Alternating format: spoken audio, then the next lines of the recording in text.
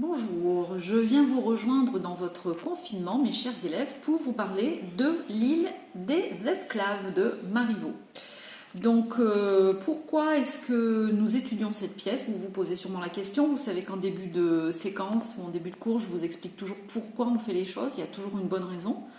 Donc, cette pièce, elle est très intéressante parce que, d'abord, elle fait partie du programme de l'éducation nationale pour les élèves de 4e. On doit étudier une pièce de théâtre du XVIIIe siècle.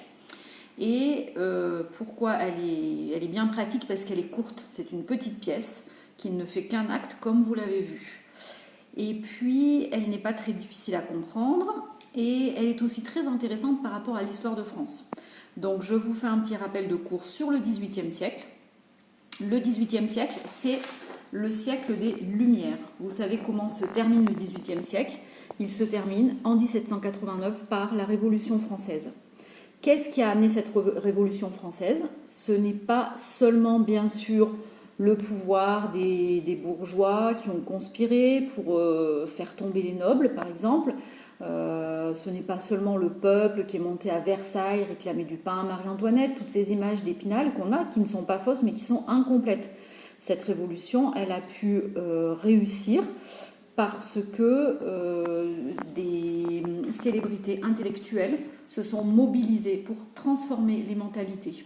Donc vous avez peut-être entendu parler de Voltaire, qui a notamment écrit Zadig et Candide, qui sont deux sortes de contes qui aident le lecteur à réfléchir à la condition humaine. Vous avez peut-être entendu parler aussi du mariage de Figaro, de Beaumarchais, qui est plus vers la fin du siècle, qui met en scène aussi un jeune homme qui se demande finalement qu'est-ce qu'ont fait les nobles de plus que de naître pour arriver à leur situation. Donc il y a aussi le dictionnaire philosophique, l'encyclopédie. Voilà, c'est un siècle de penseurs. Je vous l'ai déjà dit, au point de vue littéraire, c'est un siècle qui, moi, m'intéresse moins, mais d'un point de vue philosophique, d'un point de vue de la réflexion, c'est un siècle très intéressant. On voit aussi qu'au début du XVIIIe siècle, comme je vous l'ai marqué ici, en 1719, on a la création de la Compagnie des Indes. Pourquoi est-ce que je vous ai mis ceci? Vous devez vous rappeler du cours de Monsieur Bonhomme sur le XVIIIe siècle et l'esclavage. En fait, c'est le début du commerce triangulaire, c'est l'organisation du commerce triangulaire. Donc tout ça, bien sûr, nous intéresse par rapport à notre pièce. Donc pourquoi? Parce que Marivaux, qui a plutôt écrit des pièces légères, qui traitent des relations hommes-femmes, des jeux de l'amour, hein.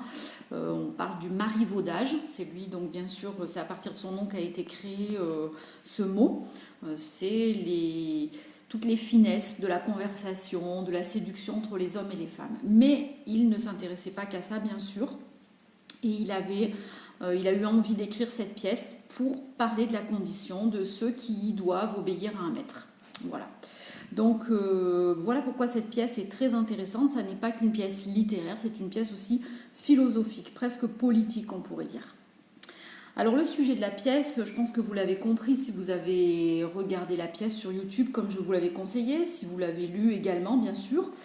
L'intrigue est très simple. Vous avez un maître et son serviteur qui ont fait naufrage et qui se retrouvent sur une île.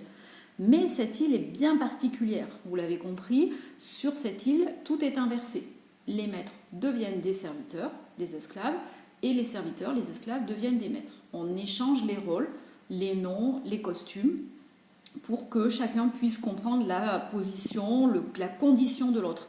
Alors surtout, évidemment, le but est de faire comprendre au maître que d'être le serviteur de ce dernier n'est pas toujours très sympathique. Voilà.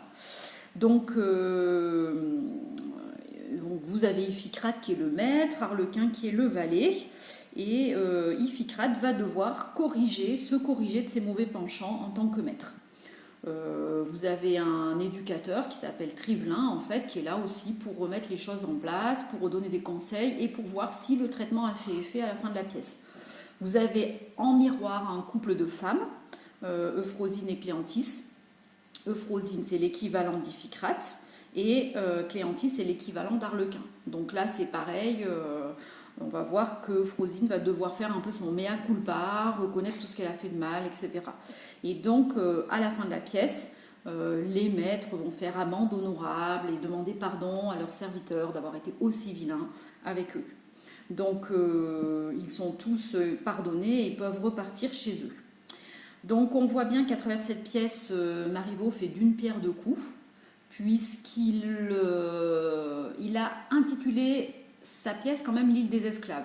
Or, en France, dans la bonne société française, il n'y a pas d'esclaves. D'accord ? Il y a des maîtres et des valets. Donc en fait, il épingle les maîtres et les valets à travers ce titre accrocheur et qui fait quand même référence à l'esclavage, puisqu'il y a des hommes qui sont réduits encore en esclavage à cette époque-là à cause de la traite des Noirs. Voilà, donc pour lui, c'est une façon de dénoncer les travers humains. Cette pièce, pour conclure, c'est un rêve d'égalité.